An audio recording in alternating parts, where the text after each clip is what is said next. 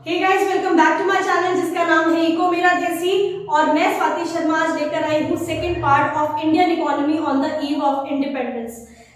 तो सबसे पहले तो आप मेरे चैनल को लाइक, सब्सक्राइब और शेयर करना मत भूलिएगा अगर आपको मेरी वीडियोस अच्छी लगती हैं तो। और दूसरी चीज, अगर आपको डिटेल नोट्स हर चैप्टर के चाहिए तो आप मेरा टेलीग्राम चैनल को भी सब्सक्राइब या मेरे टेलीग्राम चैनल को भी फॉलो कर सकते हैं।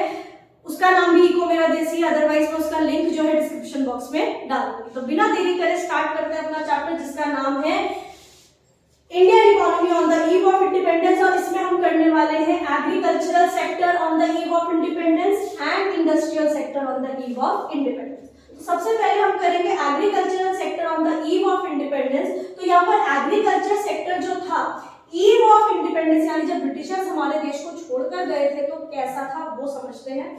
तो हमारे देश में जो प्रोडक्टिविटी थी एग्रीकल्चर की वो ऑल टाइम लो थी। उसका पीछे रीजन क्या था? बैकवर्ड मेथड्स, यानी हम हल जैसी चीजों का इस्तेमाल करते थे। लैक ऑफ इरिगेशनल फैसिलिटीज, यानी हमारे देश में जो इरिगेशनल फैसिलिटीज थी वो काफी पुअर थी। पुअर क्वालिटी ऑफ सीड्स हमारे देश में यूज होती थी और पुअर टेक्नोलॉजी थी, जिसकी वजह से प्रोडक्टिविटी जो थी एग्रीकल्चर की वो आज के कंपैरिजन में काफी कम थी। अगर हम आज को देखें तो राइस का प्रोडक्शन 5 टाइम्स बढ़ गया है और व्हीट का प्रोडक्शन 15 टाइम्स इंक्रीज हो गया है। Next, vulnerability of agriculture. हमारे देश के एग्रीकल्चरल सेक्टर के काफी बुरे हाल थे क्योंकि हमारे देश का एग्रीकल्चर किस पे डिपेंडेंट था? रेनफॉल पे। रेनफॉल की अगर शॉर्टेज हो जाती थी तो सूखा यानी ड्राउट की कंडीशन होती थी, और अबंडेंस हो जाती थी तो फ्लड यानी बाढ़ आ जाती थी। दोनों ही कारणों से एग्रीकल्चरल क्रॉप के खराब होने के काफी चांसेस होते थे। Next, wedge between the owners and tillers of soil, यानी कि जो जमींदार थे और जो पुअर फार्मर्स थे इनके बीच में दरार पड़ रही थी। क्यों? क्योंकि ये जो जमींदार थे ये पुअर फार्मर्स से कहते थे भाई हमें ह्यूज रेंट दो, हमें लैंड रेवेन्यू दो, यानी जमीन का हमें लगान दो। पुअर फार्मर्स बेचारे, उनके पास कोई सब्स्टिट्यूट नहीं था उस चीज का, तो उन्हें वो पैसा इन्हें देना पड़ता था। नेक्स्ट, इनडेटनेस मतलब कंगाली जो थी वो किसमें आ गई थी? पुअर फार्मर्स पे। पुअर फार्मर्स पे पैसा ना होने की वजह से ये उधार लेते थे जमींदार से, और वो भी काफी ज्यादा रेट ऑफ इंटरेस्ट। नेक्स्ट आते हैं agricultural sector during the British rule. Britishers जिस वक्त हमारे देश में थे उन्होंने क्या क्या चीजें शुरू करी थी? सबसे पहले था लैंड रेवेन्यू सिस्टम, जिसको हम लगान बोलते हैं। तो ब्रिटिशर्स इन जमींदार को कहते थे आप हमें पैसा लाकर दो कहीं से भी, और आप इन पुअर टिलर्स को एक्सप्लॉइट करने को जितना मर्जी एक्सप्लॉइट कर सकते हो, उनसे जैसे मर्जी पैसे निकालो, लेकिन आप हमें पैसा लाकर दो। तो ये जमींदार इनके साथ बहुत बदसलूकी करते थे जिससे कि ये इनको पैसा दे दे, और ये बेचारे पुअर फार्मर्स फोर्सफुली इनको पैसा दिया करते थे और जमींदार उन पैसे को ब्रिटिशर्स को देते थे। Next, forced commercialisation of agriculture.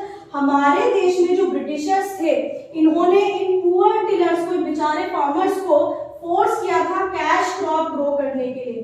Cash crop जो थी वो एक mayor substance, cash crop grow करने के लिए, तो जो फूड क्रॉप थी हमारे देश में पुअर फार्मर्स के लिए वो एक मेयर सब्सटेंस थी लिविंग का उनके, वो भी उनसे छीन लिया था। साथ में उनको कहते थे, फोर्स करते थे कि भाई आप इंडिगो ग्रो करो। अब इंडिगो क्या करता है? 5 साल में जमीन को बैरन कर देता है। तो ये भी एक कारण था कि ब्रिटिशर्स ने हमारे देश के एग्रीकल्चर के साथ काफी बुरा किया। नेक्स्ट आ जाता है industrial sector on the eve of independence, जिसमें सबसे पहले देखते हैं कि हमारे देश का जो हैंडीक्राफ्ट था सेक्टर वो काफी ज्यादा स्ट्रॉन्ग पॉइंट माना जाता था, क्योंकि इंडिया डकाई मसलिन नाम का एक क्लॉथ बनाती थी जो डेका यानी जो अब ढाका है वहां पर बनता था, जो पहले बंगाल में होता था, अभी बांग्लादेश में। ठीक है जी। तो क्या हुआ इंडस्ट्रियल सेक्टर में जिस वक्त ब्रिटिशर्स हमारे देश को छोड़कर गए, या जब ब्रिटिशर्स हमारे देश में थे? तो जिस वक्त ब्रिटिशर्स हमारे देश में थे तो पूरी तरीके से इंडस्ट्रियल सेक्टर का डीके हो गया था, पतन हो गया था। सबसे पहले डिस्क्रिमिनेटरी टैरिफ पॉलिसी, टैरिफ मतलब टैक्स। ब्रिटिशर्स जो थे वो जो रॉ मटेरियल हमारे देश से लेकर जाते थे वो बिना किसी टैक्स के ले जाते थे। फिर फिनिश गुड्स जो हमारे देश में लाते थे वो बिना किसी टैक्स के लेकर आ जाते थे मतलब। लेकिन जब इंडियंस अपने गुड्स को एक्सपोर्ट करते थे, हैंडीक्राफ्ट गुड्स को, कहां पर? विदेश में, तो ग्रेट ब्रिटेन में, तो हमसे वो काफी ज्यादा हाई टैक्स चार्ज करते थे। फिर डिसअपियरेंस ऑफ प्रिंसली कोर्स, जितने भी राजाओं की ये जो एरिया होता था जहाँ राजा बैठते थे, कोर्ट, वो जगह भी धीरे धीरे उनका भी पतन होता जा रहा था, डाउनफॉल आता जा रहा था। तो जो राजा थे वो पहले अपने सब्जेक्ट्स यानी अपनी प्रजा के लिए क्लोथ्स डिजाइन किया करते थे। तो जब राजा के कोट ही नहीं बचे तो साथ में उनके कपड़े भी धीरे धीरे क्या हो गए, डिसअपियर होने लग गए, उनका भी पतन हो गया। Next, competition from the machine made goods. हमारे देश के जो हैंडीक्राफ्ट गुड्स थे वो बहुत कम अट्रैक्टिव दिखते थे और इनका प्राइस बहुत ज्यादा होता था, ये बहुत कॉस्टली होते थे। जबकि मशीन मेड गुड्स जो ब्रिटिशर्स हमारे देश में बेचते थे ये बहुत अट्रैक्टिव होते थे और काफी चीप होते थे। तो इसीलिए से जो मशीन मेड गुड्स थे उन्होंने काफी ज्यादा कंपटीशन दिया था हमारे देश के हैंडीक्राफ्ट गुड्स को। फिर new pattern of demand, Britishers ने अपने वेस्टर्न गुड्स की डिमांड काफी ज्यादा बढ़ा दी थी, जैसे टी, कॉफी, अल्कोहल, ये सारी चीजें हमारे देश के लोगों ने इस्तेमाल करनी शुरू कर दी थी। तो जो हमारे देश की चीजें थी वो उनका डाउनफॉल आ रहा था। फिर इंट्रोडक्शन ऑफ रेलवेज, ब्रिटिशर्स ने हमारे देश में रेलवे को स्टार्ट इसलिए किया जिससे वो अपने गुड्स को हमारे देश के कोने कोने तक पहुंचा सके, to flourish their goods in all parts of India. Last आ जाता है bleak growth of industrial sector. Bleak मतलब होता है धुंधला। जब ब्रिटिशर्स इंडिया को छोड़कर गए तो बहुत धुंधली सी ग्रोथ दिखती थी हमारे देश के इंडस्ट्रियल सेक्टर की।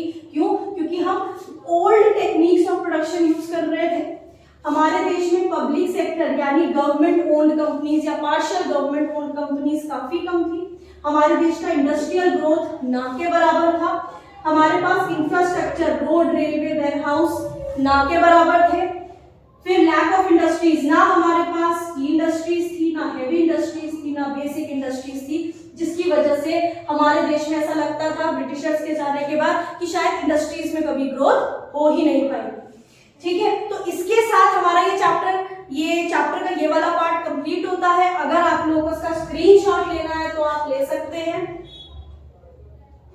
ओके, सो अगर आप लोगों को मेरा चैनल पसंद आ रहा है और वीडियोस अच्छी लग रही हैं तो अपने फ्रेंड्स तक भी मेरे चैनल को शेयर कीजिए एंड लाइक सब्सक्राइब करना मत भूलिएगा।